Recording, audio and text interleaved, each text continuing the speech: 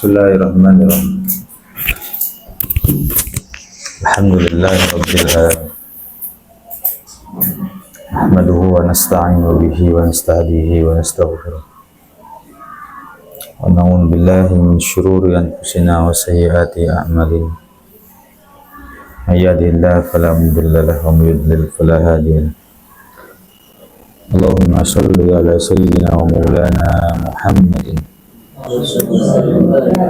alihi wa ashabihi ajma'in, amma ba'd. Qala al-muallif rahimahullahu ta'ala, qala Rasulullah sallallahu alaihi wasallam, arbaun utawi patang perkara iku la yashba'na ora wareg opo arba'un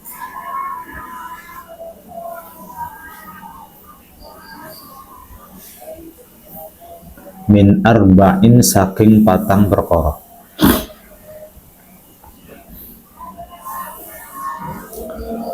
Ardun siji rupane bumi, min matorin saking udan,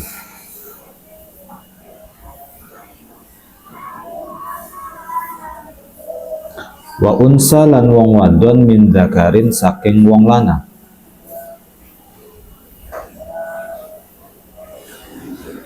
wa ainun lan mata min nadharin saking ningali,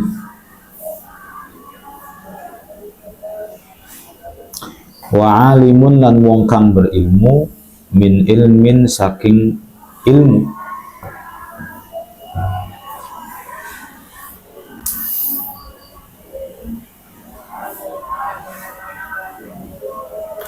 ada empat perkara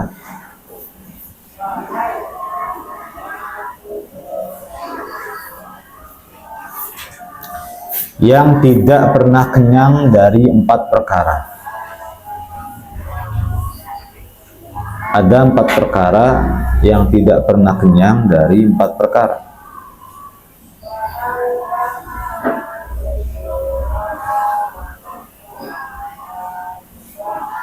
Satu, bumi tidak pernah kenyang dari hujan. Bumi tidak pernah kenyang dari hujan.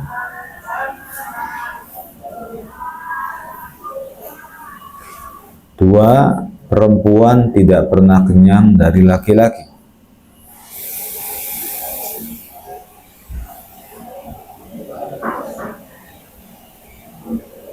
Tiga, mata tidak pernah kenyang dari melihat.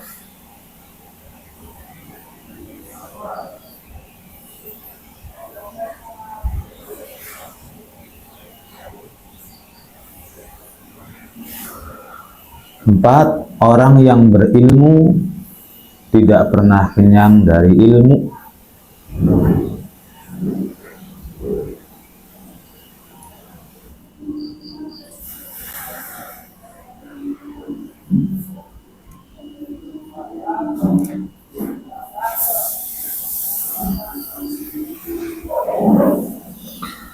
Arbaun utawi papat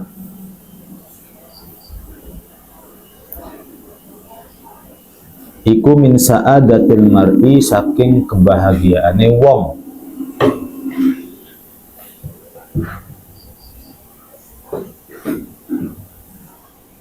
Antakuna suwijine entaon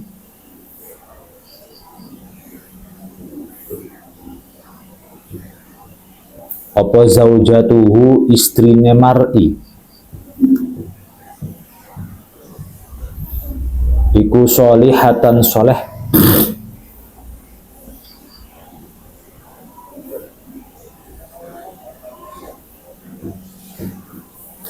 wa auladuhu lan anak-anake mar'i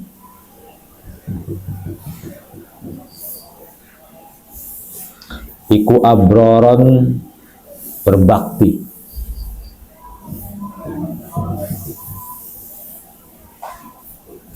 wa khulatauhu lan piro-piro pergaulan wa khulata'uhu lan pergaulane almar'i iku solihina soleh-soleh.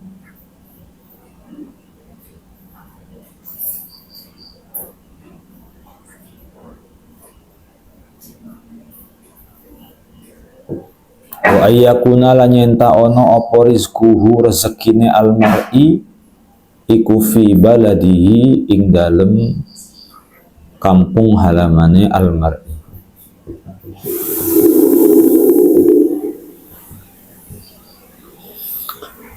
Empat perkara merupakan kebahagiaan seseorang.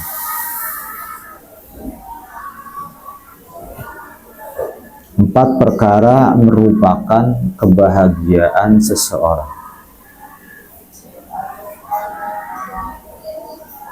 Satu, istrinya soleh.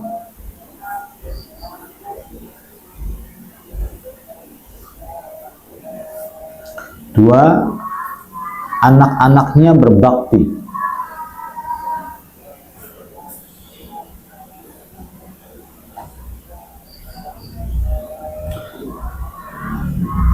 Tiga, lingkungannya baik.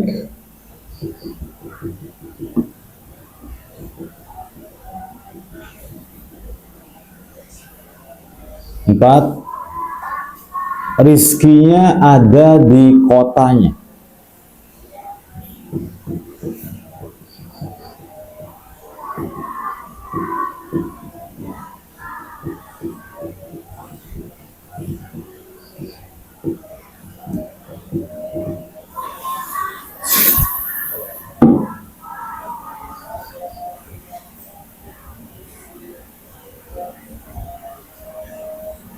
Ada asbak nggak ambilin?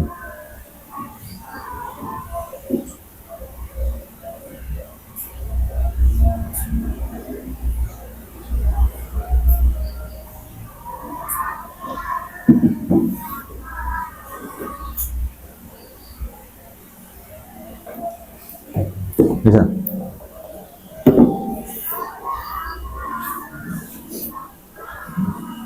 Kalau ada orang yang mempunyai empat kondisi ini, berarti hidupnya sudah berada di puncak kebahagiaan. Dan empat-empat ini nyarinya harus pakai ilmu. Yang pertama, punya istri yang soleh, istri soleha, istri yang soleh. Yang kedua, punya anak-anak yang berbakti. Tiga, tetangganya, lingkungannya, orang-orang sekitarnya baik-baik. Keempat, untuk mencari uang, untuk mengais rezeki, itu nggak perlu keluar kota, sehingga harus berpisah dengan keluarganya. Jadi cukup empat perkara, nggak usah kaya raya banget, nggak usah punya rumah makan cabang di mana-mana misalnya. Asal empat perkara tersebut terpenuhi pada diri kita, itu artinya kita sudah merasakan kenikmatan dunia.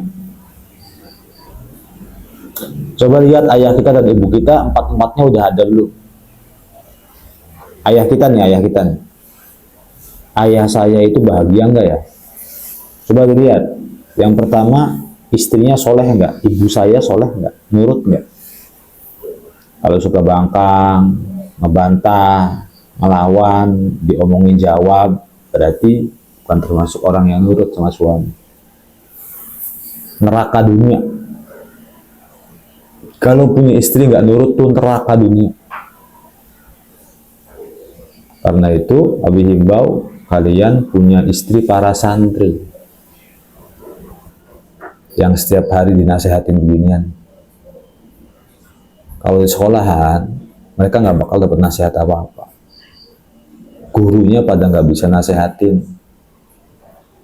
Diem, nulis di papan tulis, paling-paling ngomong, ayo cepetan yang rapi. Jangan pada bersanda. Itu tok. Sehingga wanita-wanita di luar pesantren pada nggak ngerti etika, nggak ngerti adab, nggak ngerti pesantren, gonta-ganti pacaran, motor-motoran, ngelawan sama orang tua, dinikahin sama kamu, ya neraka namanya. Terus saking cintanya kamu, sampai bilang, gak apa-apa Abi, saya nikahin dia saja. Meskipun nakal, meskipun bandel, meskipun badung, meskipun gak nurut, meskipun gak pesantren juga, saya akan coba merubah dia. Kalau dia berubah, berarti saya berhasil. Wah, salah. Kewalahan. Banyak laki-laki yang awalnya ada keinginan untuk merubah istrinya, tapi nyatanya setelah di tengah-tengah jalan sudah menikah, itu merubah istri itu berat banget, nggak ada yang sanggup, nggak ada yang sanggup. Kamu kira nikah enak kan? Nikah itu nambah beban, mulai pakai punya baju tuh, kalau punya uang beli kitab atau beli baju yang kayak Abi misalnya, alisan yang rada mahal dikit mah 100.000 atau 170 atau 200 punya baju tuh. Jangan punya baju 20.000-an, 35 dapat 4, sempak 10.000 dapat 10.000. Kamu murahan nama nah gini nak, kamu punya barang yang mahal nanti akan kamu jaga dengan baik, ya kan? Kamu punya barang mahal itu bisa awet. Kenapa? Kamu bakal ngejaga itu dengan baik. Kenapa? Karena harganya mahal. Saya ngeluarin uang 200.000 untuk beli baju ini, sehingga baju ini dijaga bener-bener, disetrika, di apa. Nah, kalau kamu punya baju yang disenggol aja udah sobek misalnya, jadi keset nanti. Pulpen sekalian bagus, kamu jaga bener-bener, taruh di lemari, digembok lemarinya, karena ada barang berharga. Pulpen harganya berapa? 200.000. Pulpen 200.000, luar biasa bang. Ini awet daripada pulpen snowman. Berapa ribu kita punya, sudah hilang pulpen snowman berapa ribu. Nah, Abi juga pernah bilang sama Umi pengen beli korek api tuh, yang kira-kira kepalanya naga gitu, ya kan? Kalau dicus keluar apinya kan, mau nyari. Ini nih udah berapa juta kali hilang begini. Harga berapa? 2.500 kan 3.000. Ini curi-curian sama temen. Kalau ada tamu, entah kita yang nyuri dia atau dia yang nyuruh punya kita, dosa lah sih. Tapi berbeda kalau misalnya patung naga just sudah ada sekalian asbaknya, udah ada begini. Jadi ini punya saya nih, karena mahal. Abi ada rencana begitu, belum kelakon aja uangnya. Nah, sekarang ke baju yang rapi, yang bagus, setelannya sama sarung, warnanya tuh nyetel, jam tangan jangan dilepas, itu tuh bikin menarik kan. Nah, bagi Abi juga ngomong sama perempuan tuh, cari suami yang ganteng. Ganteng tuh nggak harus mukanya kayak Sahrukan. Nah, kamu kira yang namanya ganteng tuh harus kayak begini? Enggak. Ganteng tuh yang pertama kamu nggak gendut, yang kedua nggak terlalu kurus, kalau ada bersin kamu mencelat tuh, yang tegak-tegak nanti kamu tuh udah bagus semua postur tubuh. Sudah itu aja. Mau pesek, mau matanya kecil, mau lambenya rada doer, apa yang penting kamu rapi, pakai baju ini kelihatan harisman. Nah, pakai baju salah semua nih rata-rata. Ada ilmunya pakai baju tuh. Ada ilmunya, ada apa namanya? Ada ilmunya. Jangan dikira yang penting pakai baju. Ya, untuk muslim sederhana nggak apa-apa. Tapi indahnya seorang muslim tuh kayak nunjukin enak banget ya kalau ngeliat dia tuh. Nah, udah nggak usah pakai peci-peci haji kayak Pak Hari sakit, nggak usah. Kamu belum umroh, belum haji, nanti aja. Udeng-udeng apa ya? Nanti mondoknya di Dalwa atau di Al-Baja. Kalau di sini pakai peci hitam aja. Bilang nanti sama ayah sama ibu tuh, Pak, beliin baju ini sih. Kalau lagi mondok sih biasanya kalau ayah punya uang sih dikasih. Beli baju ini si alisan, harga berapa? 170, mahal banget, nggak apa-apa. Nah, 3 bulan lagi minta lagi, 3 bulan minta lagi. Nanti lihat sarungnya, nanti setelan. Jadi awet, kamunya rajin nyuci, karena bajunya mahal. Kalau bajunya baju yang di pasaran, di kaki lima, apalagi baju bekas yang kamu beli, ya kamu jadi males. Ada di lemari ya sok, dibuang ya mangga. Murahan tuh begitu. Murahan tuh jadi kebuang-buang. Beda kalau mahal. Nah, rapih aja dulu. Tapi motivasi anak santri perempuan rapih. Ganteng. Ya ganteng sih wajah. Oh, tapi yang penting rapih kelihatan. Bagus. Selain itu, jangan sampai nikah sama di luar santri putra. Kalau bisa santri putra. Cuman, kamunya harus ngejar nih. Kan putri kan sudah ada di Jakarta. Lah, kamu masih di Bandungan nih, gitu. Berarti kan? Aku dengar kejar aja, disiplinnya, keilmuannya, administrasinya, komunikasinya. Kejar tuh, gitu tuh. Supaya apa? Ar-rijalu qawwamuna 'alan nisa. Nanti kamu lebih pinter daripada istrimu. Jangan istri kamu pinter, profesor, doktor, kamunya RT aja bukan misalnya. Jangan pernah menikah dengan perempuan yang satu postur tubuhnya lebih tinggi daripada kamu. Oke? Ini mah anjuran, nggak wajib, anjuran aja. Coba itu. Jangan nikahi perempuan yang postur tubuhnya lebih tinggi. Kamu tingginya 140, perempuan 170, disikut kamu. Terus nggak enak, dilihatnya juga nggak enak. Nah, terus anak itu biasanya nurunin tingginya ayah. Biasanya nggak semua. Ada ibunya tinggi, ayahnya kecil, anaknya tuh jadi kecil-kecil. Nanti ya. Jadi kalau kamu tingginya 150, cari istri ya 125. Ada nggak? Ya ada cilik-cilik mentik kayak bocah cilik, kayak bocah SD. Satu. Yang kedua, jangan menikahi wanita yang parasnya lebih baik daripada kamu. Parasnya. Dia cantik banget gitu loh maksudnya tuh. Sementara kitanya muka-muka kuli. Biar geteng makanan. Dilihat pemandangan kondangannya juga.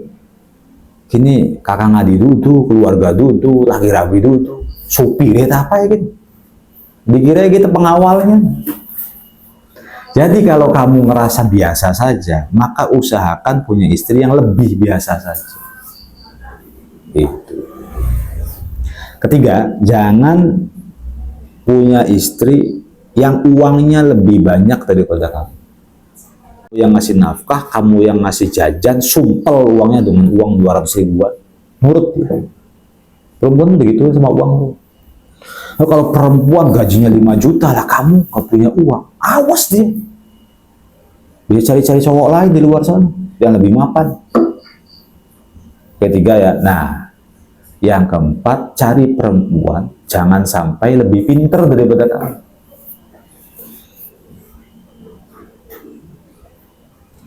Dianya pinter, ngomongnya enak, kamu ya pelangap, pelongo, aduh, kelihatannya nggak recek banget. Terus apa? Kamu diceramain, baik kalau misalnya dia pinter tuh. Bangun subuh, jam 7, babak belur kamu sudah. Nggak rapi, babak belur. Mas, yang rapi coba. Handuk tuh jangan ditaruh sembarangan. An-nadzafatu minal iman. Al-Islamu nadhifun. Kamu udah ngaplong. Dohom laki ya asal. Laki Allah rabi pinter. Laki begitu ya angel. Nggak ketemu. Diajak diskusi. Ya, bebas diajak diskusi. Kayak monyet langap longo. Gini mas ya. Dalam dunia administrasi itu begini. Istrinya begitu. Suaminya gisin akan. Jadi suami itu harus lebih pintar daripada istri. Jadi kalau kamu pengen nikah sama perempuan pintar banget, kamu harus melebihi pinternya dia. Supaya dia nyaman ngobrol sama orang, kamu tuh nyambung. Mas tahu nggak di Gunung Sahari di Cirebon tuh Gunung Sahari dulunya lapangan, sekarang jadi Gerakan Mall. Gunung Sahari yang mana ya? Ya di Cirebon. Neng pinggir sumber Dudu. Neng kota, Gunung Sahari itu di kota. Oh yang banyak pohon-pohon. Nggak ada pohon di sana. Kan enak. Istrinya tahu, kamunya nggak tahu apa-apa. Pegel dewek.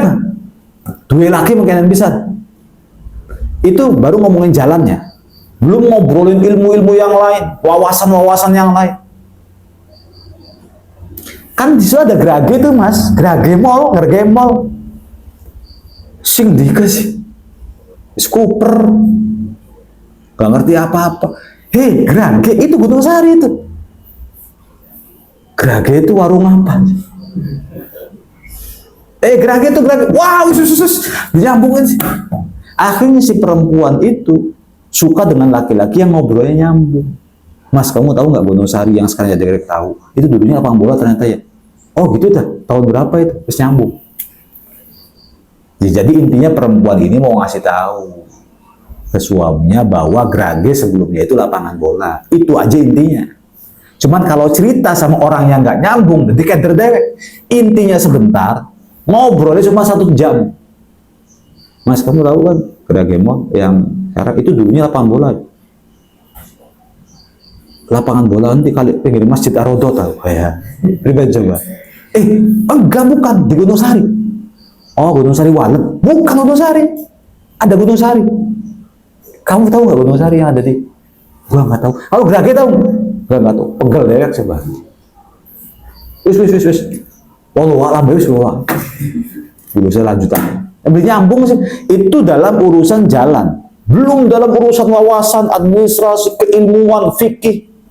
Kamunya nggak ngerti apa-apa. Perempuan tuh ngerasa enggak nyambung ya suami saya. Langap, longo, mata lalang, lolong. Wah, belajar ngobrol. Kemudian si perempuan itu punya laki-laki atau punya teman yang diajak ngobrol nyambung, nyaman. Wih, hati-hati, warning gitu. Dia harus lebih cerdas. Ya, jadi perempuan itu jangan lebih tinggi, parasnya jangan keterlaluan cantik, jangan lebih kaya, jangan lebih pintar.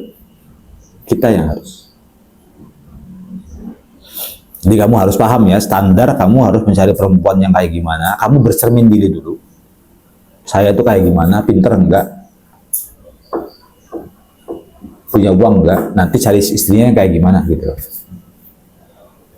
Nah, sebab ketika seimbang semuanya bisa ada potensi istri kamu menjadi istri yang soleha.